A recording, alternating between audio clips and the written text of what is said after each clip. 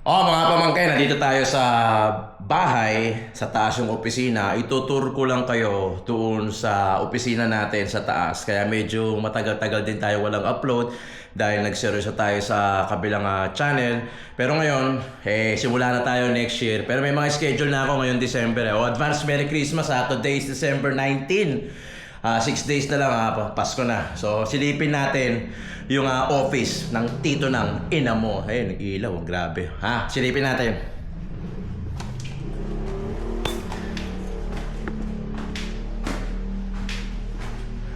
So ito yung opisina. Ito yung kwarto.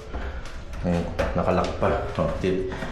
Tapos ito yung ilaw natin dyan. Yun. So pagsilip mo sa pagpasok mo sa ating opisina, ito pina-install din natin itong mga foam. Yan yung mga foam.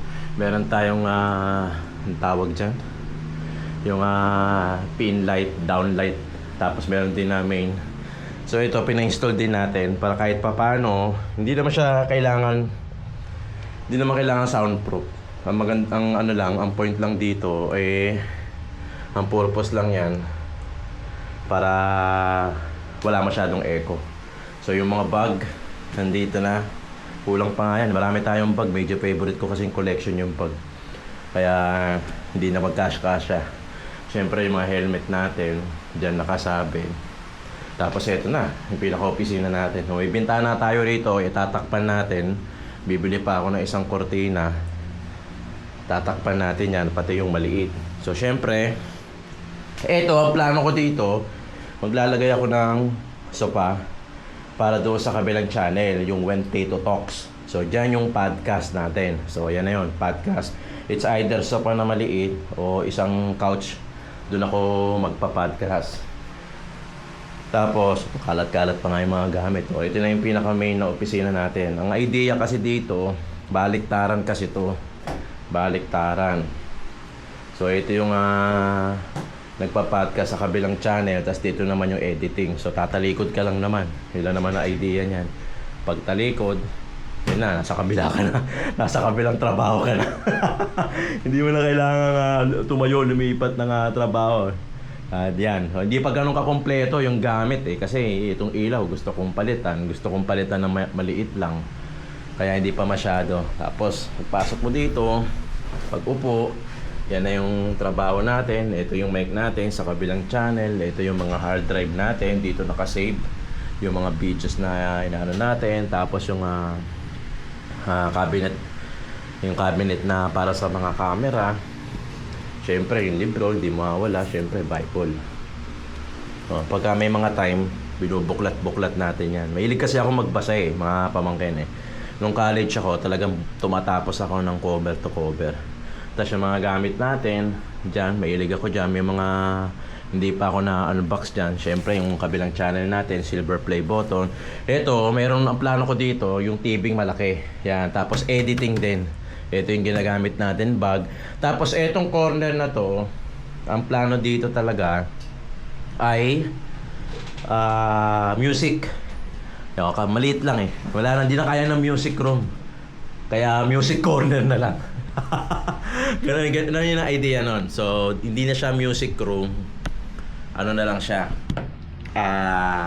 music corner. So yun yung natin. Pwede pala akong mag-vlog dito, ang ganda pala ng view dito. Yan.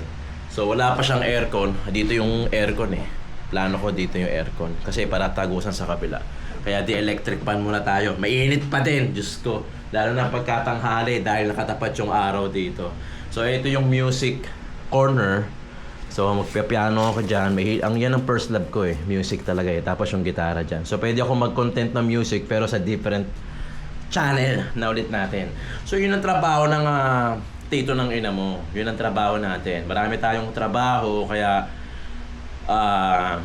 hindi ko masyado nabibigyan ng upload yung sa food. Pero since na nagawa na natin itong pangarap natin na opisina, talagang ito talaga yung gusto ko Kasi pagka may office ako, talagang hard worker kasi talaga ako In fairness naman sa akin, workaholic talaga ako. Kaya gusto ko lagi naka-separate yung room ko nang sa ganon pag upo, talagang wala kang ibang gagawin kung hindi magtrabaho. Kaya di ako nagpalagay ng TV kahit may extra TV sa baba. Hindi ko na nilagyan. Kasi nga, ayoko na may istorbo ako ng panonood. So yan, music room, tapos yung podcast. Mahilig talaga ako mag-podcast eh. Comfort space ko yung podcast. Tapos yung pagkain, mahilig din ako sa pagkain. Alam nyo naman yung mga pamangkin. Ngayon, marami ng schedule ngayon December, may mga umahabol na, kaya magkakaroon na tayo ng mga bago na mga content sa food dito sa channel natin, sa Tito ng Ina Mo, Tito Joe. Marami, ang dami, pati next year, umabot na nga eh. Yung iba nga, Bulacan pa eh, hindi ko na mapuntahan kasi nga busy na din. Sa isang araw, kailangan makarami kaming content para talagang dire-diretso yung upload natin. Asahan nyo na marami na magiging upload na bago etong Tito ng Ina Mo, Tito Chong. Kaya talagang bakbakan na tayo. Ngayon pa lang. Kaso talagang medyo sabog pa yung schedule ko eh. Talagang ang dami. Ang dami kasi iba-ibang channel yung hawak natin. Para rin akong para na rin social media manager yung trabaho natin dahil sa dami ng channel natin. Yon. So ito yung room. Siyempre, utang na loob ko sa inyo yan, mga pamangkin. Dahil siyempre, naging parte naman kayo ng journey natin sa vlogging. Kaya, siyempre, feeling ko, kailangan ko siyang ipakita sa inyo. Deserve nyo na makita, nagtatrabaho ano ba mga ginagawa ko. So, yun. So, yung different channels natin na hawak natin, alam nyo naman yan, pagkakilala nyo na talaga ako, may mga iba't iba tayong channel na kasegregate. Kasi ganito yan. Pwede naman isang channel. Di ba? Pwede naman isang channel. Kaso, maguguluhan si algorithm eh. Kaya talagang hinihiwa-hiwalay namin talaga yung channel. Yun nga lang, ang katumbas nun, hati-hati yung trabaho o yung oras mo. Di ba? Dito, kaya ko siya nilagyan ng bintana para silip sa labas. Tapos may mga foam. Yan, nabili naman yan siya. Lahat ng gamit dito, lahat sa Shopee lang. Kasi wala na nga akong oras na wala na akong oras na mamili pa sa labas. So karamihan, halos lahat, Shopee, yung table, ito yung umaangat to eh. Ito yung umaangat. Yan, L-shape na, yan, umaangat yan. May ilaw yan eh. So yan, yun. So yan yung umaangat. Maangat, bumababa. Tapos ito naman yung malaki. So mahaba yan, parang 180 cm yan. So ang ano talaga rito, dito talaga yung malaking TV. Dito yung edit ng Tito ng Ina Mo. So itong lamesa na to, naka-design siya para sa Tito ng Ina Mo. Itong kabila naman, naka-design siya para dun sa kabilang channel, saka sa podcast. Yung When Tito Talks, Joe Malone TV, at saka yung mga iba pa. So ito, solo lang siya. Kaya Tito ng Ina Mo, kaya gusto ko malaki yung TV niya para dun ako mag-e-edit. Lahat. Yung mga gamit na yan, yun yung mga napundar natin all throughout na laban natin. Tapos sa kabila, ito naman, papalitan natin yung ibang ilaw, yung mas maliit, yung portable. Itong cortina, dodobili pa ako ng isa, tatakpan ko yan para madilim kasi masyado maliwanag. Pati itong isa, tatakpan din natin kasi gusto ko ang ilaw ang source ng ilaw ko manggagaling lang sa mga ilaw ko. So yan, so aircon na lang ang kulang para okay na. Ang ganda na, nakakaikot to. Ikot. O yan, 360 oh. Ikot-ikot na. Ikot-ikot na. Ikot-ikot. Ikot. Takbo. Ganda. Ba't ko ba ginawa yun?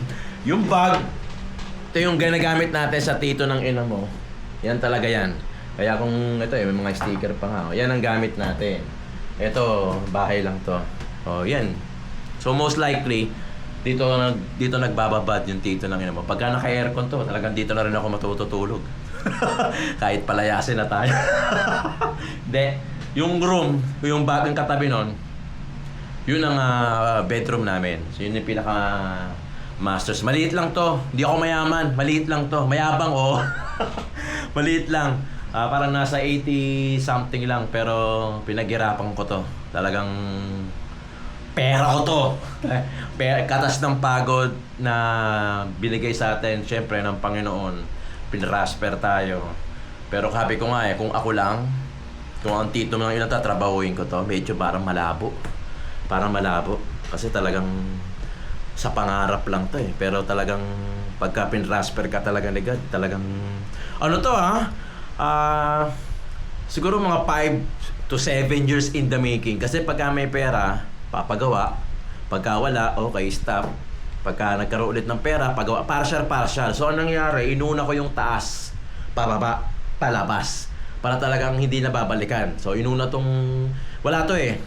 Ano lang to eh, bungalow lang to eh. So, wala to, pati yung kwarto. Dinagdag lang yon. So, pataas, itinaas yung bubong, pataas, hanggang pababa.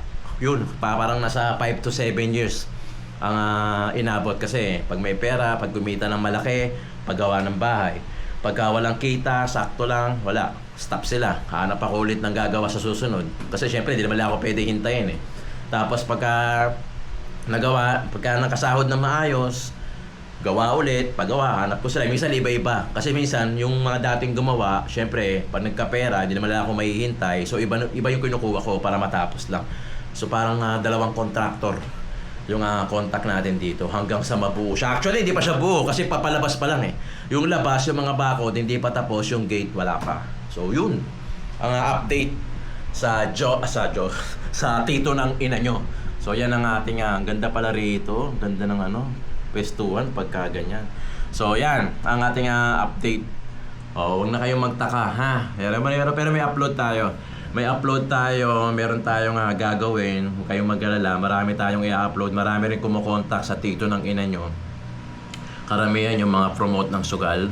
Ang dami. Sobra. Email, text. Hindi ko alam kung paano nila nakukuha yung number ko eh. Pero talagang hindi ako nagpo-promote ng sugal eh. Kasi unang-una hindi ako sugarol. Hindi ako manginginom. Hindi ako manginginom, hindi ako nagyoyosi.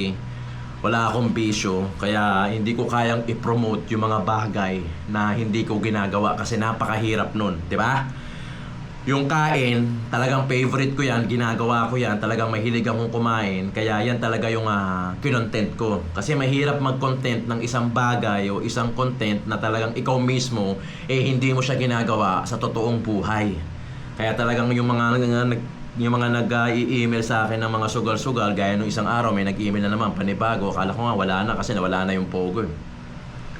So meron na naman, kaya sabi ko, hindi ko na ini-entertain, hindi ko na nga nire-reply, hinahayaan ko na nga lang na talagang hindi ako nagpo-promote ng sugal. Tapos ang usapan, pagka sugal, pagka inom, pag yosi, wala, kain, yan, magkakasundo tayo. Kaya pag yayayain nyo ako, tara inom tayo. Naku, Diyos ko.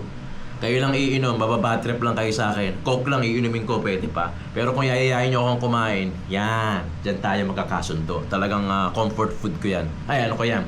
Comfort, yun, love language ng mga Pilipino yan ng mga tao, yung food. Pagka food ang pinag-uusapan, nagkakasundo lagi usually. Okay mga pamangkin, maraming salamat. Office tour lang. Wag na yung house, kasi hindi pa naman tapos. Saka na. So yung office lang kasi feeling ko talaga utang na loob ko sa inyo yan eh. Feeling ko kailangan makita nyo. Feeling ko kailangan makita nyo yung opisina ng tito ng ina nyo kasi parte kayo nun yung journey natin. Maraming salamat mga pamangkin. Tito ng ina mo. Solid, liquid, gas. Kita-kits pa tayo. Tito Joe, Tito ng ina mo.